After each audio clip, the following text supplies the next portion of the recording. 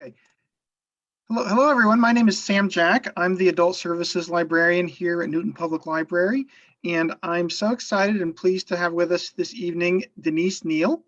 I will say a bit more about Denise in a second, and then turn this over to her. But first off, I wanted to, as I always do, plug a few upcoming library events.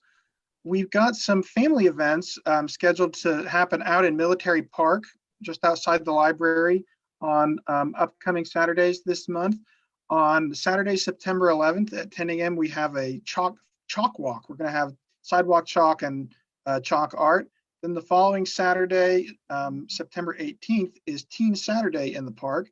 That's for ages 10 to 18, and it's going to be fun activities like, I think, cornhole and giant Connect 4 and giant Jenga, yard games like that, 3 to 4:30. Then on Saturday, September the 25th, this is an all ages event. It'll be fun for everybody, fun with paper airplanes. We'll have books out and instructions on how to make different cool paper airplanes, and just then have a friendly competition to see whose airplane goes the farthest. So then on the adult side of things, we've got a few things coming up. We've got our book clubs. I won't go into all those, but we do have Downtown Newton History Walk. Some of you have signed up for that, and it's just about full as of this moment. I have, I think, 3 slots left for the 7 p.m. tour, 7 p.m. Tuesday, September 21st. And that's going to be a walking tour around Newton with David Howery. David's done a lot of research on historic Newton, so he'll be able to tell us what is there, what used to be there. So if you are interested in that, go ahead and send an email as soon as you can to library@newtonplks.org, and you might be able to get one of those last 3 spots. And then the only other thing there's more on our website. I won't say everything that we're doing. You can check our website and Facebook. The one thing I will say is that our fall book sale is coming up. It's going to be Thursday, September 30th through Saturday, October 2nd. We're planning to have it run all day while the library's open. We've got a lot of books that have accumulated, and it's going to be a great opportunity to get some low-cost books for yourself. And also, it's a great opportunity the rest of this month. If you have books to donate, this is a perfect time to bring them to the library. So those obligatory plugs out of the way, I will say many of us are familiar with Denise Neil from her work with the Wichita Eagle, telling us all about what is great to eat out there, restaurant news and stuff like that, and some really cool feature stories too. And she has a new book out called Classic Restaurants of Wichita. And so Denise, you can tell us more, and I'll let you take it away. And then I will say, will there be time for Q&A, question and answer? Yeah. After Denise's talk part. And so those of you on Zoom, there's a Q&A button at the bottom, and you can click on that and type your questions, and then we'll save them for the end. And those of you on Facebook Live, also, you can type questions in the comments, and I'm monitoring that, and I'll just feed the questions to Denise. So Denise, thank you again, and go ahead. Okay, sounds good. Well, thank you guys all for joining tonight. I love Newton. I've been there several times. I don't even want to tell you why I was there on Monday, but I guess I better. This is my only book event this week because I woke up Monday feeling not very good. So I drove to Newton to the outlet mall parking lot, and I got in line behind a lot of other cars for a COVID test. And before I was even back to Wichita, I got my text message that said I was COVID positive, despite having being fully vaccinated. So that was a very bad way to start my week. And so I was supposed to see the Derby Rotary Club to talk about my book tomorrow. I'm supposed to go to a literary festival on Saturday. The Newton Public Library event's the only one I can go to because, as far as I know, I can't give you COVID through Zoom. At least that's what we understand. So hadn't been that bad. I'm very upset that I got it, but I only felt bad for like 12 hours. So glad I had the shot and it helped me fight it off. But I want my money back from Pfizer because it didn't work. Anyway, just kidding. That's just a joke. Thanks for having me talk about the book. It's been out since August the 9th, and the sales are going really well. I'm so happy to note that. They already had to reprint it once, even though I don't think the initial run was like hundreds of thousands of books or anything, but it sold out pretty quickly right away. And they printed it again, and now it's back in bookstores. I'm assuming that a lot of y'all grew up going to restaurants in Wichita. I know you've got some great ones in Newton too, but the way this all got started was I've written about restaurants in Wichita since, the year 2000. I started at the Eagle in 97 as a features reporter. I grew up in Dodge City, Kansas, on my high school paper. And the way I got kind of going in journalism was I like to write, and I like to write stories at home for my sister and just, write silly things. I joined my high school newspaper. And then when I was in high school, I was the editor, and my principal was arrested when I was a senior on charges of lewd and lascivious conduct in an adult movie theater in Wichita, which was quite shocking to our little high school community.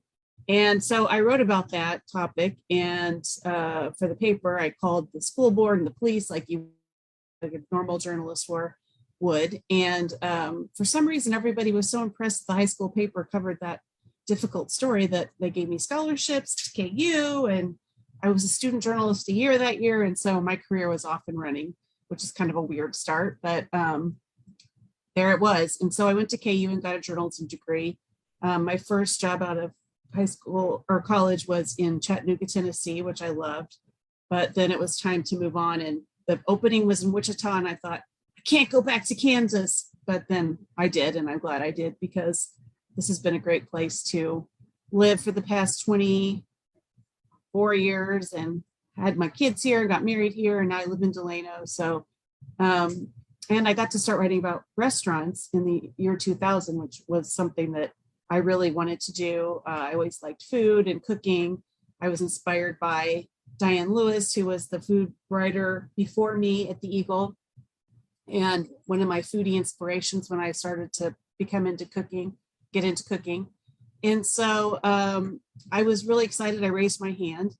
And pretty quickly after I started writing, I decided to do a story about what are some restaurants. I asked readers this question: what are some restaurants that you miss from Wichita's past that if you could bring them back for a day, you would bring them back? Just name one. And that story was so popular, it went through the roof. I got answers mailed to me, emailed to me, called into me. And I quickly realized that restaurant nostalgia is something that people in this town are very interested in. And I realized that, back in the early 2000s, before Facebook was even a thing. And I would write about nostalgia in restaurants many more times over the years. A few years ago, I did a very popular story where I decided I was going to determine what were the 10 oldest still operating restaurants in Wichita. And it took me a full week of being up in our dusty archives in our old building on East Douglas. And I got a cold from breathing in all that old dust.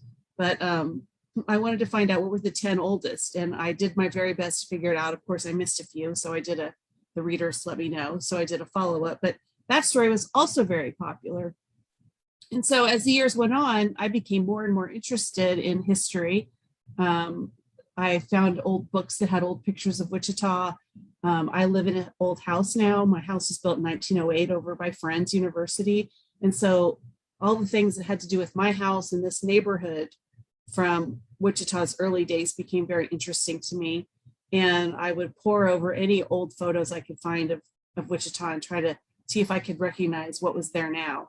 And of course, get very angry that they tore down the whole old buildings that used to be there to build stupid, quick shops and whatever. But that became more and more interesting to me too.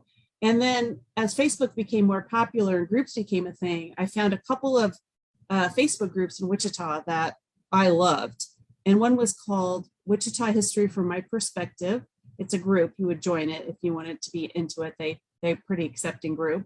And then the other one is called If You Grew Up in Wichita, Kansas, Then You Remember, ... And I became a member of that one too. And I would venture a guess there's probably a Newton equivalent of that. I haven't seen it, but there probably is one out there. But this is just a group of people who are into history, into nostalgia. They love to talk about what used to be around town in the past, the people that used to live here.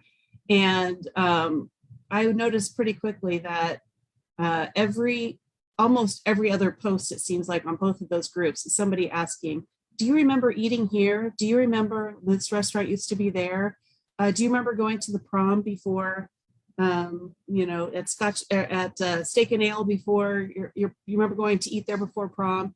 And so in addition to realizing how popular that topic was, I also began to realize that the same names of restaurants were being repeated over and over again. And even though I had never been to them, or I never set foot in them, obviously, because I didn't get to Wichita till they were all gone, I became very familiar with names like NST Room, Fife and Drum, Lazy R, Albert's, all kinds of names like that. And I of course had those names in my brain already. And it was just a topic that I loved and knew everybody else did too. So long story short, about a year and a half ago, I got an email from a publisher from this group called Arcadia Press. They're in South Carolina, I think near Charleston, and they do lots of local history books. What they do is they recruit authors from the communities to write little books, paperback books with photos in them about their communities. And there's been a million written about Wichita. You see them if you go in Barnes and Noble or Walgreens on all kinds of topics. And my friend Joe Stump wrote one 2 years ago called Wicked Wichita, in which he did sort of a deep dive and historical look at all the bad guys that used to run the streets of our town. And that book was really popular. So I was obviously, oh my heavens, did everything die? Are we still there? I can, it went funny for us. Can you try saying something again? I think it's still there. Sorry, my computer must have gone to sleep. I got to keep moving my mouse. Oh, yeah, okay. You're back. Okay, sorry. I hope everybody's still there. Okay, I'll just keep moving my mouse periodically. But anyway, where was I? Wicked Wichita. Oh, I was aware of this publisher. And so they said, Denise, could you write a book? Would you be interested in writing a book about the restaurants that made Wichita what it is today? The old restaurants that shaped your city. And they were pretty open with me sort of shaping that. And so I thought, I already know what this book is going to say because I know this topic. And so I said, absolutely, I'll do that. And my initial deadline was last June. And let's just say I would have needed to get started hardcore on my reporting about March of 2020. And so that, of course, is when COVID hit and I was a little distracted, and the library was shut down and the Historical Society was shut down, and really nobody was thinking about anything but COVID, and that's all I was writing about. So I got them to push the deadline back, which I'm so happy I did, because otherwise I wouldn't be able to have met people. My book would have come out in the middle of COVID, but the other good news is that once things calmed down, I spent the better half of quarantine researching and writing about all these old restaurants. So I first had to sit down and decide, how was I going to structure the book, which, by the way, here it is, Classic Restaurants of Wichita. How was I going to structure the book? And so I decided I definitely wanted to include all the restaurants that people had told me about over the years. So the first thing I did was I got on those 2 Facebook groups I love, and I said, hey, if I was going to write this book, what restaurant could I absolutely not leave out? And I got, of course, as I always do, hundreds of answers. And so as unscientific as this is, I sat down with a legal pad and a pencil, and I went through those comments, and I marked down a name, and then I wrote tally marks. And it came out mostly how I expected, with all the restaurants that I already knew and needed to be included. But of course, these groups source told me many, many more restaurants that I needed to include, some that I wasn't as familiar with. And so I just decided I organized it by decade. And I decided to go all the way back to the very beginning of Wichita, to 1870, when the restaurant scene was not a scene. It was just a couple of saloons, dusty saloons, where you could go and order up some potatoes and, some stew or something. And then I decided to go decade by decade all the way through, and I picked the cutoff date as being the late 80s because I decided anything after that, maybe not gone enough for it to be a classic yet. Maybe we don't even miss you yet. We probably miss you, but you're not quite a classic yet.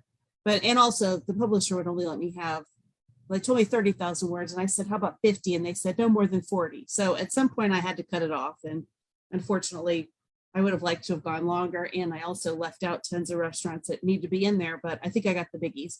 So I decided to organize it by decade. And so what I did is I made my list, and I started off by going to the archives of the Eagle, which were in the basement of our building that's now in Old Town Square. They're down in a parking garage where the cars park for the apartments up there in a cage with a key. And I put on my headlamp and I dug out all the old files. I got to show you what one of them looks like. All the old files from that the ladies used to keep down in the basement of the Eagle. Here's one. This is the file for the Forum restaurant. And so the ladies who worked in our library would get this little envelope and they typed with a typewriter Forum restaurant. And then they would clip out all the articles that ran about the Forum. They would fold them neatly like this, like so. They would stamp the date on there and then they would put it in the file. And so I pulled tons and tons of these files that I took home, and I just started poring over them, trying to get all the information I could. I did as much computer research as I could. On some, I could find quite a bit. On others, not as much. So that forced me to try to start finding some people who knew about these places. And I'm very glad that happened because I met so many of the relative, in some cases, the people who ran the restaurants, not that many, most of them have passed on, but many of their family members are still around and living in Wichita. And I found tons of those people to talk to, and that was incredibly fun and exciting. And they were all so happy to talk to me because they just want their family's story to be recorded. They want their family's members' contributions to our restaurant scene to be written down. And so they were all very happy to talk, share photos. And so I was able to find some photos that I don't think people have really ever seen before. My favorite one was I found out about a place called Wolf's Cafeteria, which used to operate downtown in Wichita, kind of just to the north of where the old public library building was. And it was a 2-story building. It was super cool. And people loved it. It opened in the late teens, and there would be a line going out the door to eat there. And it was torn down in order to build a parking lot for Century 2, which makes me very sad.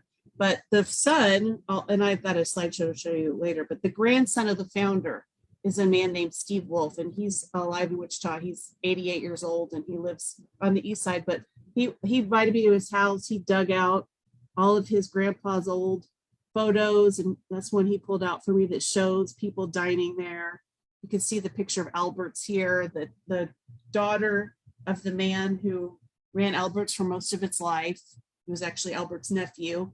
Dug out old pictures of Albert's for me and would just tell me stories. And I have so many stories of finding people like that I could talk about for hours, but I really enjoyed talking to those people and hearing those tales. And so, of course, what then happened, if you're into history at all, an absolute essential source for your research is the website Newspaperscom. Because at the Eagle, we have our archives, we had our archives digitized from 84 forward, ever since I worked at the Eagle. You could do a computer search for photos that ran since 84 or for stories that were published since 84. But before that, you had to either go get those paper files out of the basement, which were incredibly incomplete, and the ladies cut all the photos off of them conveniently. That was your option. You could go dig out some microfilm at the library, which is very cumbersome, and or you could find Dr. Tian's notes on, which I'm sure, Sam, you know what those are, right? You're nodding your head. Dr. Tian was a historian who went through and kind of archived. He would read a lot of Eagles and Beacons, and and he wrote like little summaries and the, you know, of what was in the papers those days, and that was helpful to me. But newspapers.com, which is a pay service, until I finished my book, had the Eagles and the Beacons for maybe, you know, the early teens through maybe the 20s. Then there was a huge gap, and then it kind of picked back up in the 80s through the current time.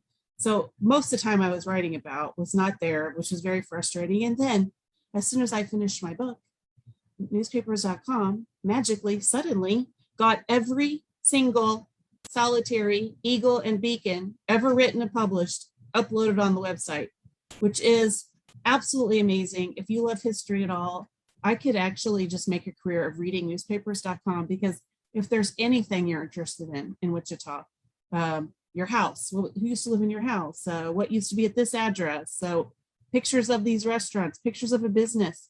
I mean, it's searchable and it's all there. And it is so cool. It's like, I think it's $75 a year, maybe, to join. I'd pay more than that. That's how fun it is if you love history. I don't know if Newton's papers are on there yet. Some of the smaller towns aren't quite up yet. Are you guys up yet? You know? Yeah, what news they have, the all that they have is up through the public domain cutoff, so like 1923. Okay. And you can get that for free through the Kansas State Historical Society. Oh, that's awesome. Okay. Well, hopefully they'll keep going on Newton, and I hope they do the rest of, I hope you guys can't hear my dog barking. Walter, hush it. But it's okay. Oh, I would also, yeah, 1984 is, or I think 88. I'm not sure the exact date, but they did start digitizing. So you have to come to the library to do it, but you can do a full text search from like mid 80s. Well, that's amazing for people interested in history. Yeah, so I'm glad you guys have that. I grew up in Dodge City, and of course, so I'm trying to, now I'm like, oh, I got to look up all this stuff from Dodge City, but it's not there yet. So we'll have to be patient. But of course, my life would have been so much easier had I had that access when I started the book rather than when I finished it. But it made it easier to go back, and I was able to add some details in and fill in some gaps. One of the hard things for me was photography, because this book, this is not a publishing house that pays you a big advance. Your big advance they pay you is nothing. And then they hope that you write an amazing book that sells, and then you'll make a little money on the backside. But they also don't want to pay for pictures. And so that was a struggle that I had. And that was something that I didn't want to pay for the pictures out of my own pocket. So that's one of the reasons that I was trying to track down the owners, which was awesome because I got great pictures, and it also made my text richer because I heard stories that weren't, already out there. And then I was very persuasive and persistent, and I got the Sedgwick County Historical Society to agree to let me use some of their amazing photos from the past, which they've got great old photos of Wichita restaurants. And then I was able to convince the Eagle to let me use a few from their archives. And the Eagle's photo archives are pretty incomplete too, but the stuff I found back in the files was some pretty golden stuff. I mean, I would almost fall on the floor crying. I was so happy because all these places that I have envisioned in my mind for years, and then there they were right in front of me on the screen. And it was black and white and a little fuzzy, but wow, it was super cool. So by the end, I had written about 100 little profiles of restaurants. I had found about 100 photos. I didn't find photos of every restaurant. But I found photos of many of them, some of them that people hadn't seen before. And I just sat down and wrote just little snippets, little profiles of all these places that I think were the most popular. Now, the book has been on sale since the 9th, and I have probably collected from people I've sold the book to another, 100 or 200 restaurants that they think I should have included. And so possibly I can pitch a volume 2, I hope, since volume 1's been a success. But there's definitely more places that I can include there. And gosh, maybe I should do one for Newton. I don't know. I think I should do one for Dodge City. I think I should do one for every town in the state, frankly, but I don't know if I have the time for that, because this was not an Eagle project. This was something I had to do after work and on the weekends. So, but my Eagle knowledge definitely helped out with that. And So I've been out selling the book for a month now, except for this week. And people are just so interested in it, and the reception has been so great. And I've, of course, been able to talk with a lot of the people I talked with before I put the book out. Some of them I couldn't track down that I've heard from since it came out. Just earlier this week, I got the sweetest call. I have in my book Brown's Grill, which I believe is right here up in the corner. Oops. Right there.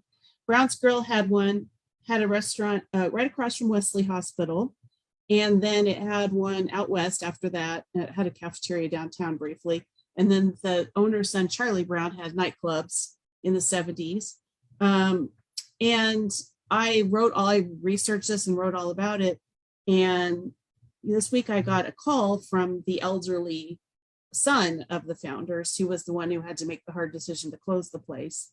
And he was so emotional, and he was crying and telling me it made him so proud of his parents. And he was so, pleased that I had included their history and that it meant so much to him. And that made me so happy. Then a couple of weeks ago, I was giving a speech to a group at Oxford Villa here in Wichita. And at the end of my speech, a man in the back raised his hand and said, "Did you include Chateaubriand in your book?" And I said, "I did." And he goes, "That was my restaurant." And he was Anthony Miller. If any of you are restaurant fans, he owned Chateaubriand, which was a very fancy steakhouse on East Kellogg, for the second half of its life. And there he was, just sitting there in my meeting. And I had no idea. Like I looked and looked for him, and there he was, just sitting there. I met the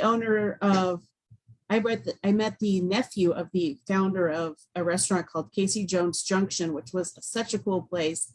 It had a train theme, and kids who were good at the dentist got to go there for lunch, and they ordered their hamburger, and the owner would put it in a little toy train, and there was a track on the counter, and your burger and fries would come chewing over to your plate and land right there, and you pick them up. And that was Casey Jones Junction. Well, I met his nephew. His nephew shared menus and pictures and stories. And then this week, his nephew sent me a photo. He took my book to the cemetery to visit his uncle's grave, and he put it on there. And he took a picture of it.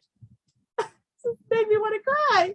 So I like it that people are enjoying looking back at the past, at the history, and reminiscing about it. But I also like that it's kind of meaningful to the people that his relatives I included, or who I call these people restaurant royalty. I consider all those people who opened the restaurants that we loved in the past that are gone to be like royalty in this town. And so they're the kings and queens, and I consider all of their descendants to be the princes and princesses. And so those are restaurant royalty in my mind. And so that's what I'm calling the relatives and all the descendants that I'm meeting. They're the restaurant royalty. And that has been something I've really been geeking out about, because I don't know, to me, they're like celebrities, because I've spent so much time researching them and thinking about them. And then there they are in real life. And I know that sounds stupid, but restaurants and history are two of my favorite topics. So this definitely has been something that's gotten me pretty excited. And I've watched it make other people pretty excited too. So I've had a few public events. I have a few more coming up, hoping that everyone else doesn't get COVID like me and it all has to be canceled. One thing I'm doing that I'm pretty excited about, that we just announced today, is my friends at Doodah Diner, Patrick and Timmery Shibley. That's right downtown here in Wichita. Very popular breakfast and lunch spot. I have known them for years. I've written about their restaurant since it opened. I've known Patrick Shibley since he was like a manager at Yaya's. But not until I started writing my book did I realize that Patrick is restaurant royalty. His father was named Kay Shibley. He died in I think 2007. And he started a nightclub at Kellogg and Rock called Camille's Restaurant Supper Club, or something like Camille's is what it was called. And people loved Camille's. It had, it was like one of those swanky 70s nightclub supper clubs, but he also had Lebanese fare because Kay Shibley was Lebanese. And he Patrick later told me that he named it Camille's because his name was Kay and he was serving meals. So he thought he could call it Camille's, which I thought was quite interesting. So Camille's was popular, and then Kay Shibley hired to work at Camille's these two young punks. One was named Sonny Glennon and the other one was named Tommy D'Annunzio. And so when he decided to open a West Side Camille's, he had Tommy and Sonny run that place. Well, it burned to the ground. Tommy and Sonny went on to buy another club called Tommy and Sonny's, which is another restaurant in my book. And then those two guys after that, Sonny went over to run the Scotch and Sirloin, which is still operating. He's not still there, but he ran it forever. And Tommy opened a club at 21st and Tyler called Tommy's that everyone loved until about a decade ago. So that story I love because it's like started with Kay, went through Tom and Sonny all the way up to Patrick. And it's just fun to see how those things develop. But so Timmery and I had the idea, let's have a buffet where we recreate some of these old recipes that were so popular. And of course, Patrick has the Camille's recipes because those were his father's. And I have found in the Eagle archives from our old, dining writers, I found a pasta Gilbertini recipe from Applegate's Landing. I found a rum pie recipe from NST Room. I found the hazel dressing recipe from Magnolia Cafe, which was a Cajun place at Woodlawn in Central. And so on September 16th, a Thursday, 2 weeks from tonight, this is Thursday, right? I've lost track of time. We're going to have a buffet because I'll be COVID-free by then. We're going to have a buffet at Doodah Diner where people will get to try these recipes or their recreations of the recipes from these restaurants they miss, which I think will be so fun. And I'll talk about the book just like I'm talking to you all, but in person and COVID-free. And so that's another fun thing that's come up, but I'm also going to be doing several other events. And if any of you need a book, they're available in bookstores. Watermark has them, but you can also get an autographed copy if you contact me at either my Eagle address or I have a Facebook page called Classic Restaurants of Wichita. And I have a Gmail called Classic Restaurants of Wichita at gmail.com. And you can get to me that way and I can get you an autographed book. But usually, I don't know how many people are on this call, but usually there's lots of questions and I can tell stories for hours, but I didn't know if anybody had any questions yet. Do they, Sam? Yeah, we've had one come in, and I'm sure we'll get some more. If everybody, you can go ahead and use the chat or the Q&A feature in Zoom and ask your questions. We had one come in from Mike Jantz. He said back in maybe 1960 or the 1970s, we used to drive to Wichita a couple of times a month to eat at a place called the Plantation. If my memory is correct, it was on the east side of Wichita. Have you heard of that one? And then they drove down from Newton to go to that one. Oh, cool. Well, yes. Now, the Plantation is one that I had not heard. That one had not come up until I was actually done with the book and it was about to come out. And I can't even remember how it came up, but somebody messaged me and asked me about, I think if it was going to be included or something about the Plantation. And I've heard that it was pretty cool. It had a Southern mansion kind of look, and it sold chicken and things like that. But I have to tell you, I went to my trusty Newspaperscom and I looked up some stories and research about the Plantation. And let me tell you, the Plantation would not fly today whatsoever because it had a plantation theme. So the advertising all featured an African-American lady churning butter, preparing to serve us the food like she would have on a plantation. It was what we would find probably pretty offensive in the current times, but those were different times, as those of us who lived through them know. So I know people have a lot of good memories of that one. I'd like to include it in volume 2, but I think I'll have to be careful with the approach I take to that one because it's not the type of place I think that would fly today at all. But it does sound like for the time it was a pretty interesting and cool place. But yeah, a lot of other people have memories of that, and it's on my list of one I will approach carefully. Like another one of those is I found a postcard that I could use of a place in Wichita called the T-Bone Supper Club. And a lot of people have brought that up. I was going to include it. I couldn't find that much information about it. Of course, once the papers were all digitized, I found more. But as I was researching it, I kind of quickly realized that it was kind of a strip bar. And it had women who wore tassels and tassels only on the stage while people were dining. At times were different in the 60s, I guess. This was the type of thing that we could get away with. But, you know, I had to cut the book down a little bit. I'm like, you know, I think I'm going to hold off on the T-bone until I can get more information. But hey, that needs to go in there too. So yeah, there are some places from the past that I'm like, huh, interesting. Different times in Wichita, and the Plantation is definitely one of them. But I heard it was a cool place. We had a couple questions come in about the tasting of old recipes. What's the date of that again? And then can people get tickets for that? How Yeah. It's September 16th. And I have put a link to the tickets on Dining with Denise Facebook page. It's at the top of my page right now. If you go to Dining with Denise on Facebook, or you can go to doodahdiner.com. And I think they have, you have to click on order takeout, I think, their button. That's their online ordering system. And she's got the tickets listed there. But there's two options. You can either buy a $40 ticket that includes a copy of the book and access to the buffet. Or if you are a crazy person who doesn't want the book, or you already have it, there's also an option to get just the buffet for $20. And I'll have, you know, if you're a smart person who thinks, you know what, I need to buy a copy of this book for everyone in my family for Christmas, I'll be there with extras that I can sign too. So, but yeah, the advanced tickets are on sale at Doodah Diner's website under order takeout.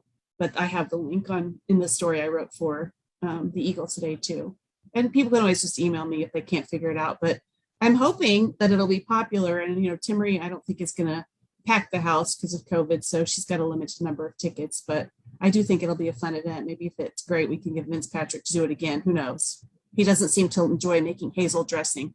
He seems to think that whoever invented that recipe was insane because it takes a lot of work, but he's willing to do it. He's willing to do it for us. And then somebody asked, any thought about, you mentioned all these old recipes that you found, any thought about doing a cookbook of classic recipes of Wichita? Well, that is interesting that you bring that up because while I was writing my book, I found out that Joe Stump, the author of Wicked Wichita, had pitched another book to Arcadia Publishing about that very topic. Now, his book is not so much about restaurant recipes, although it does have restaurant recipes in it. His book is sort of a look at the history of cooking in Wichita and where our cooking influences have come from and our eating influences. And I know he mentioned several restaurants, but he does have a lot. It's mostly a recipe book. It's got hundreds of recipes in it. And so Joe's book, I'm thinking, will come out. He has seen the cover design. He doesn't have a published date yet. He's hoping for before Christmas, but it might be early next year. We don't know yet. But that would be a very cool book. And it's actually on its way. And I can't recall what he said it was called, but it's gonna be a cool one. I know.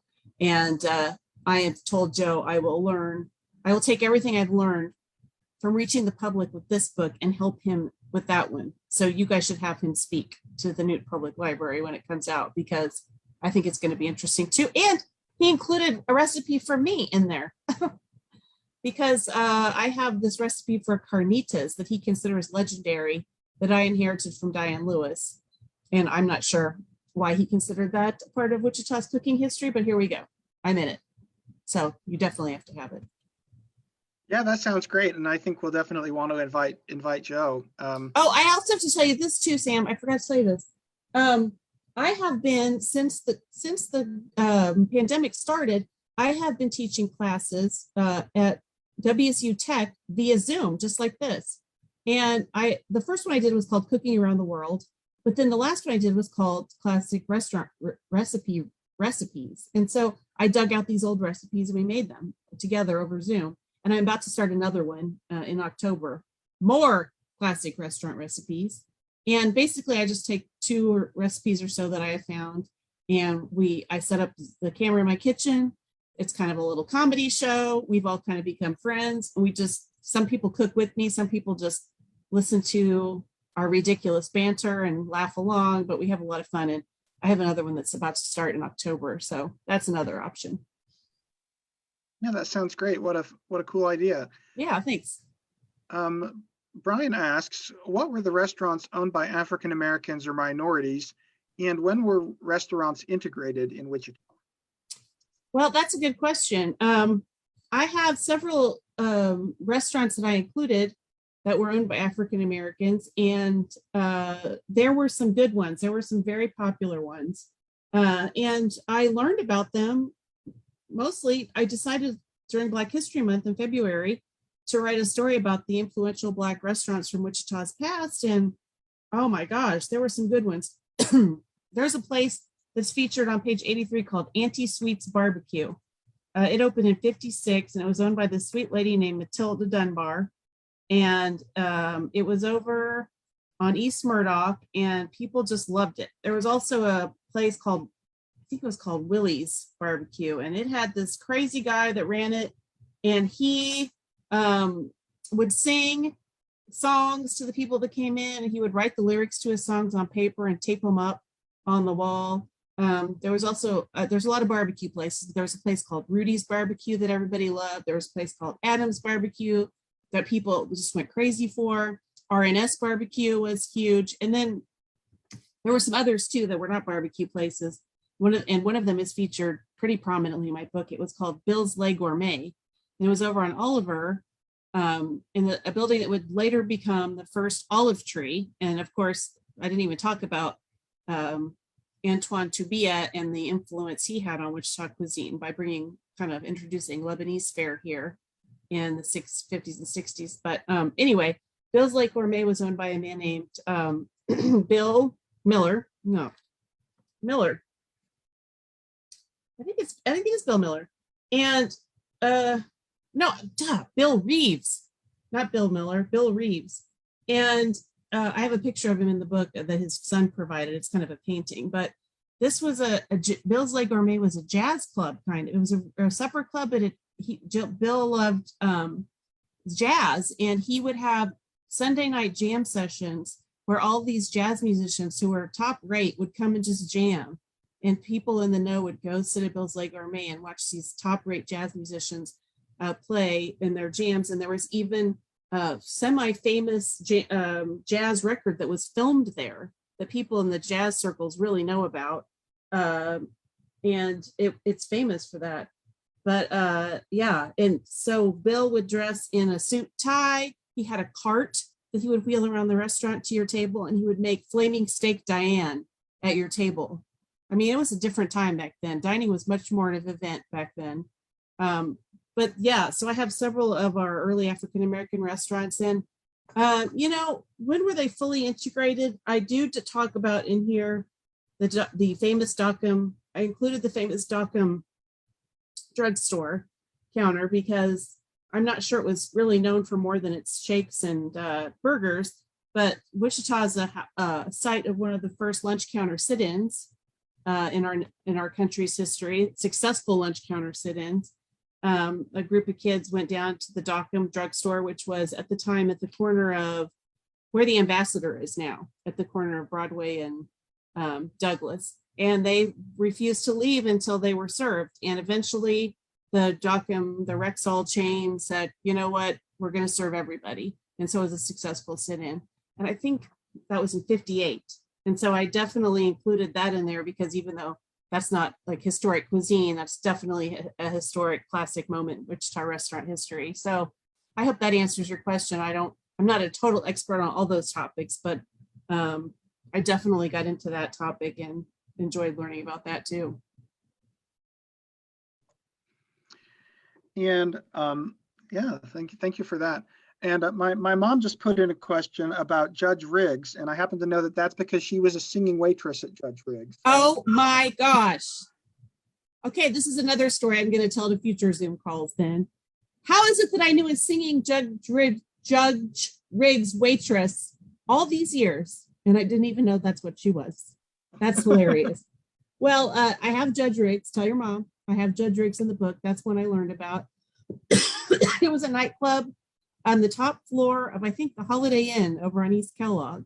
And it was the place to be. That's one of the restaurants when I was going through the Eagle photo archives, I found a photo of Judgeriggs. Your mother will need to see this in the book, of the room. And yeah, it had singing waiters and waitresses. And this was quite the thing. And people would apparently, according to my research, wait a long time to get a table to be served by the singing waiters and waitresses. That was quite the shtick. And it was pretty fancy food. And Kathleen Kelly at the time reviewed it. She was our former food writer and reviewer. And she was like, oh my gosh, this place is really worth it. I mean, you're going to pay $14 for 2 lobster tails, but it's worth it, she said. Can you imagine $14 for 2 lobster tails? Of course, this was a long time ago. But yeah, Judgeriggs is one of those places I would love to have seen with the singing waiters and waitresses. I know Macaroni Grill's tried that for a while, but this sounds like it was on a completely different level. And I can't believe your mom was one of those people. That is so cool. And she has a lot of stories about it too, about they rehearsed, they had mandatory rehearsals like twice a week. It was a serious deal, the singing performances, you know. I wonder if the singing waiters and waitresses got the tips they deserved for those performances. Yeah, I think she did pretty well with it, and I think you know, if it hadn't closed down, she may still be there as a singing waitress. Who knows? That is so cool. That was the place to be. That place was popular. I know. That's cool. Yeah. Marianne asked, what about Mexican or Asian restaurants? Oh yeah. Well, yes, I have both of those. The Asian restaurants are. The Asian restaurant topic is one that I found incredibly interesting because one of the very first restaurants I cover was called Pan American Cafe, and it opened in the late teens on North Market.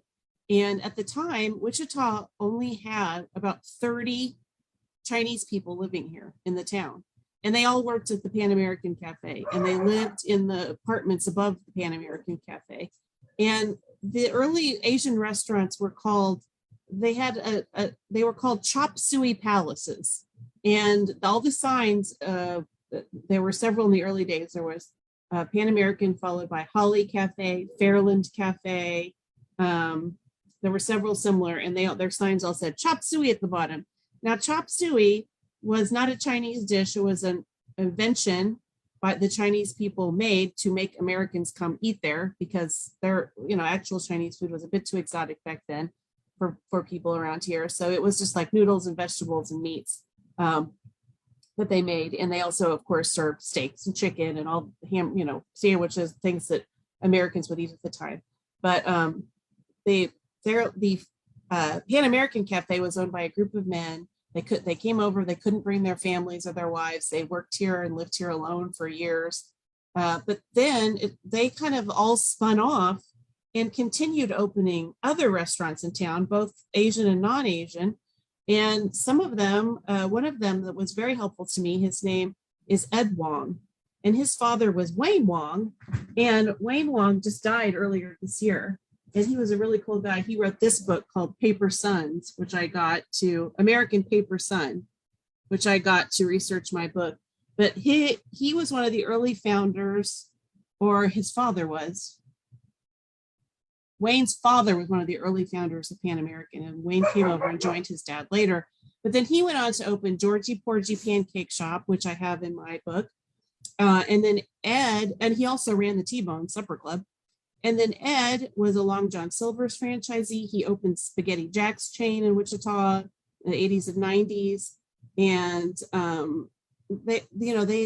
they were very influential and helpful to many other Asian business owners. So following that tree was incredibly interesting to me. And there's so many other Asian restaurants that came from the Pan American and spread out.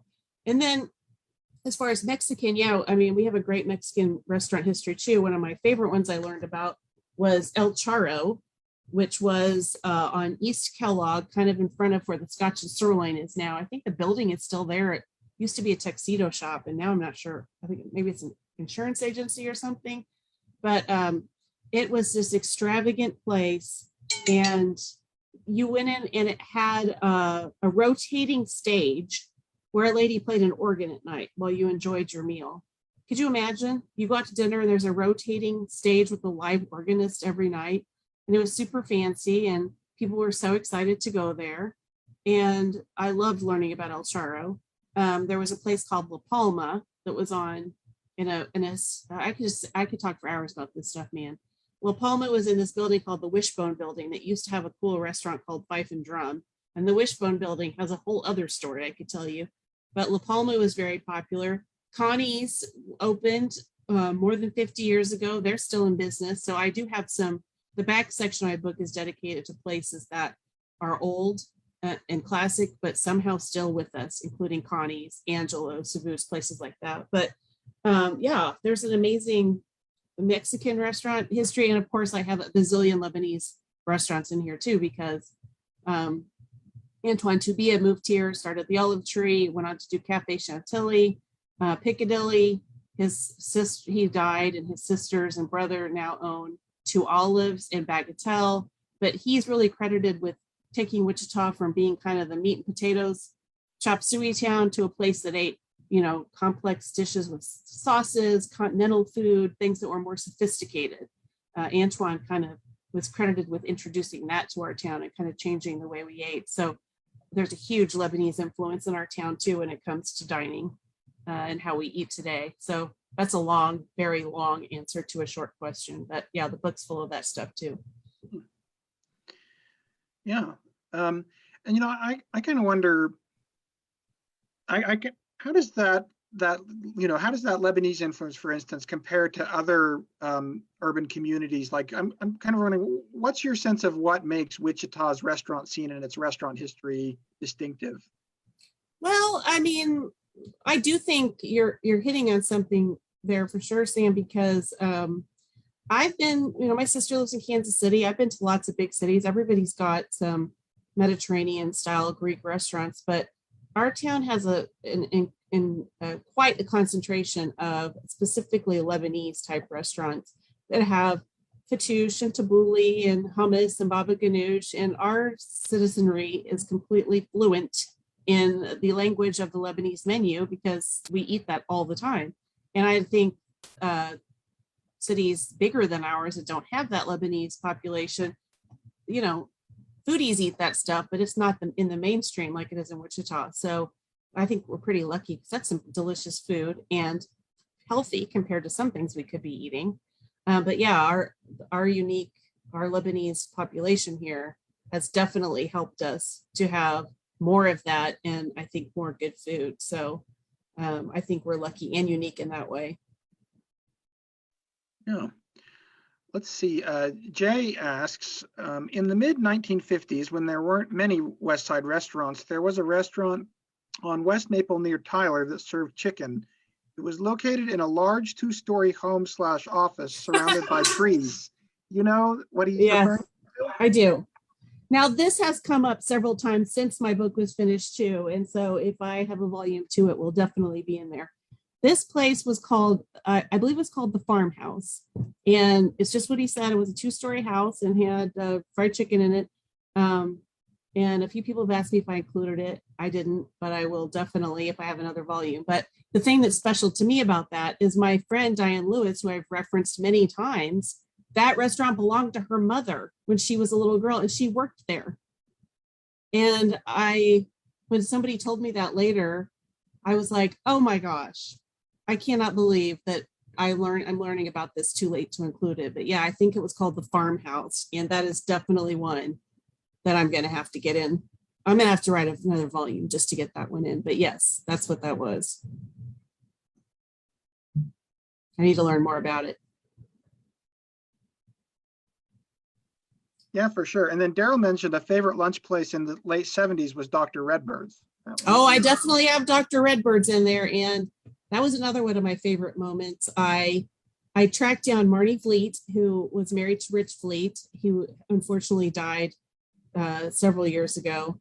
And as a young couple, they had all this energy and they started a couple of very iconic Wichita restaurants in the 70s. So first they opened the Looking Glass, which was what you would call a fern bar, which was down on Douglas, where there's a Gallery 12 there now, and Roxy's theater is above it. It used to be called Cabaret Old Town. But they remodeled this classic building and made it this super cool, super sleek 1970s Three's Company kind of bar that all the Eagle reporters went and hung out at after hours. And I've heard for years about the Looking Glass. So she gave me some pictures from the Looking Glass, told me all the stories about when she and Rich started it. Then they opened Dr. Redbirds, which was, it had an apothecary theme, an Old West apothecary theme. So they had all these crazy sandwiches with names like the Regulator, or the, they called it Dr. Redbird's Medicinal Inn. So all the sandwiches had like names as though you were going to an Old West drugstore, apothecary, to get your things. And people loved Dr. Redbird's. Like, I have been told the sandwiches were something people can never forget. There were several Dr. Redbirds all around town, and they were incredibly popular. And I have that in there, and I have their menu in there in my book. And then Rich Fleet was one of the very early developers of Old Town, and he built Larkspur, which is still around. So he was a pretty influential guy, and they left behind some restaurants that people would truly remember. And Dr. Redbirds was one of those I was referring to earlier that was always mentioned when I asked about what restaurants do you miss. Dr. Redbirds always mentioned. And if you Google Dr. Redbirds, you will find the menu. It's everywhere on the internet because people miss it that much. Yeah, I was wondering, is there a champion in your mind for the restaurant that people say they miss the most often? Ooh, gosh. There's tons. Probably the one that I have heard the most about since I moved to Wichita was the NST Room, which was a beautiful tea room that opened in the late teens, and the top, well, it started someplace else, but then it moved over to the top floor, the 6th floor of the Innes department store building, which is, that building is still downtown. And it was a super nice place where people would dress up, they'd put on their white gloves and go for fancy meals. There was a separate men's grill where only men were allowed to go smoke a cigar. And if you ate at the NST Room in the 20s or the 30s, it made the paper. Like, it would say, Mr. Sam Jack entertained Miss Denise Neil and her husband Travis Hine at the NST Room, where they enjoyed cutlets of veal, whatever. I mean, it was an event to go to the NST Room. And this place was, I think, lives in the hearts of many people because it lasted all the way to the 70s. And people would go there after, used to be, you went Christmas shopping, you went to downtown Wichita to the NST Room, you went shopping. There was a lighter grill on the bottom floor for the less rich folks. But then if you had some money, your mom would take you up to the NST Room to celebrate Christmas shopping in the Christmas season. And people just have great memories of that place. So yeah, I would say NST Room is probably the crowning classic restaurant of Wichita, in my opinion. Yeah, that's cool. And I don't know if there are any restaurants that like everybody knows going there as a special occasion like that anymore. Yeah, it's not quite the same thing. And I've romanticized a lot of this in my mind because I think the restaurants sort of represent that life was simpler back then, and doing these kinds of things was an event. It was something that was special. Families didn't have the money to go out to eat all the time. It wasn't the same time. So these places are so much more special to people's hearts. But also, I also remember as I look at them, the food was a lot simpler too. Like, I don't think we would be having a fabulous a fabulous gastronomical experience at these places. The menus to me look fairly unappetizing to my current palate and boring. But it's not always the food. It's like the memories that you made at those places. And I'm sure the places we're going now will remember later. I mean, to me, my favorite memory as a child is going to Red Lobster with my grandpa. So to me, Red Lobster was the most important restaurant in the country. Obviously, Red Lobster is what it is, but I think these restaurants just kind of more represent good times and closeness you share with your loved ones. And I think that's why people have the nostalgia for them, not necessarily always the food, although the food sometimes too. But yeah. Yeah. Yeah, and I guess Red Lobster, that definitely was a special occasion, at least. Oh yeah. Yeah, for sure. Wow, Red Lobster. I know. And it's still good. Anyway, Sheila asks, what about beer rocks? They seem to be special to Kansas Yeah. at least. Yeah. Yeah, Bureaucrats are special here. They're not really, they aren't really part of the book, but people love talking about German food here. They love Bureaucrats. There's only a few places to get them, and they're kind of just a Kansas Volga German thing. People in other parts of the country aren't quite as familiar with Bureaucrats, or they don't call them Bureaucrats, but yeah, we've got several places around here that people love. You can get a good Bureaucrat at Prost, which is a German place downtown. There's also a little drive-through place called M&M Bureaucrats, which is pretty funny. It's not an actual restaurant. And then it is my understanding, don't you guys have like the Bureaucrat capital there? Don't you guys have, isn't the bread basket Newton? Yes, the bread basket is in Yeah. Newton, And don't they have some amazing Bureaucrats? Yeah, I believe they do. And then I know Yeah. also Gillespie Meats has them on Okay. certain days of the week. And Oh, yeah. I've gotten those a few times. So Wichitans love their Bureaucrats, man. I make some pretty good ones myself, I gotta say. yeah. Let's see here. I think we had another question come in. Okay. Marion asked them, is the way station included? Oh. That's one that she remembers. Oh, yes, the way station's included. That was another interesting one that I found out about. It was over in a building that's still there at Central and Woodlawn, but it's back off the road. You can't see it from there. And it had an Amarillo Grill there in the 90s. And now I think it's a dance academy or something. But this was a place owned by a man named Jim Abood, and I think it had been an antique store before, and he just made this super cool restaurant.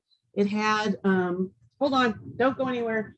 It had as the image on the menu. Now, his daughter loaned me this, and I have not returned it yet. Here is a classic old way station menu. That's the lady that was on the stained glass at the old way station. And it just had everything. And people loved this place. And this is another situation where when I started researching it, I realized that I have known the daughter of the founder for years. We've been friends, we've been acquaintances. I've been to parties with her. And she's like, oh yeah, I'll bring you some way station stuff over. And she just drops it on my porch. So this is a big, small town. I always say that, but yes, I have a little way station in there for sure. Very cool. Marianne had some more Bureauc tips. Other places in Newton that have Bureaucs include Meridian Grocery. You also need to go to Florence to the Flint Hills Bakery. They bake them. Oh yeah, I've been there. That place is cool. So I'm going to have to come back to Newton for more than a COVID test, I guess. Yes. Although I'm telling you guys, you have the best COVID test place in the city. Like you have to wait a day or two to get to Walgreens in Wichita. You can get an appointment at that COVID place in Newton. You drive right up and have your results in 15 minutes. I'm sending everybody to Newton for COVID tests. Oh yeah, that's good. I was going back before I got vaccinated. I was going there like a weekly basis and just precaution. You can go to gogettested.com, I believe. Exactly. Yes. So it's very like all week. I'm saying to everybody, Newton is your place. Go to Newton, Newton. And it sounds like you got. I mean, I'm sorry that you got COVID, but it sounds like you got your result back pretty quick.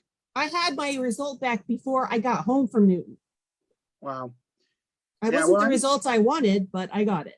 Well, I'm glad it seemed like you. Hopefully, it stays a mild case, of course, and I know I think I'm on the other side of it. I know that would definitely freak me out, and I hope knock on wood, it'll probably happen sometime or other. Who knows? I'm starting to wonder. I'm trying to look at the bright side, though. I'm thinking maybe I have an immune system of steel now. I'm vaccinated. I have had COVID. I'm going to get a booster. Nothing can touch me. Oh yeah, definitely waiting for that booster. You said you mentioned that there is like a chapter about the classics that have somehow stayed around. Yeah. Right? Mm-hmm. How did those particular ones manage to persist through the years so successfully? You know what? I'm not sure about that. I don't know that there's any particular recipe that made them last other than good luck, good timing, good decisions, and just family members that are interested in keeping it going. I mean, so many restaurants now have been around for a while, though the owners are ready to retire. They desperately hoped that their kids would be interested in taking them over. Their kids are not interested in taking them over.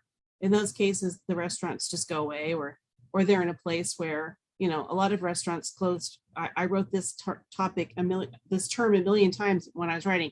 The restaurant closed because of Kellogg expansion. So if you were on Kellogg during the time that Kellogg was getting expanded, you got displaced. Maybe you moved, maybe it worked, maybe it didn't. So it's just kind of luck, or just the right chain of decisions and family members that want to keep it going. So places like Connie's, the founder's daughter was interested in keeping it going. Now her daughters are keeping it going. Angelo's, the founder's son, was interested in keeping it going. Now his daughter is working on it with him. So Savut's, the owner's son, is keeping it going. So I think that's the key, is your family members want to continue it and have the means and the know-how and the business smarts to keep it going. Yeah. Well, I think it's let me see. Oh, I got one more. Oh, I guess a recipe question for Mike. Is the recipe for Doc's Steakhouse's garlic salad out there to get? I think that is probably floating around out there on the internet. The one that I have that the Eagle published in the past was for Ken's Club garlic salad, which Ken's Club was another cool, North Side supper club like Doc's and Abe's. I can send that to him if he wants. Now, this is another funny story. I set up a booth to sell my books at the Shop and Grub Market in Wichita a couple weeks ago, and I decided to get people to my booth. I served samples of garlic salad using this Ken's Club garlic salad recipe. Well, that caught the attention of some of the descendants of the Ken's Club owners who came to the booth to give the garlic salad a try and see if I had the real deal. It's pretty close, but there's all kinds of garlic salad recipe out there. The one I have, the garlic all comes from garlic salt. I think maybe Doc's used like actual garlic, that was going to really stick with you, be pungent, stay on your breath.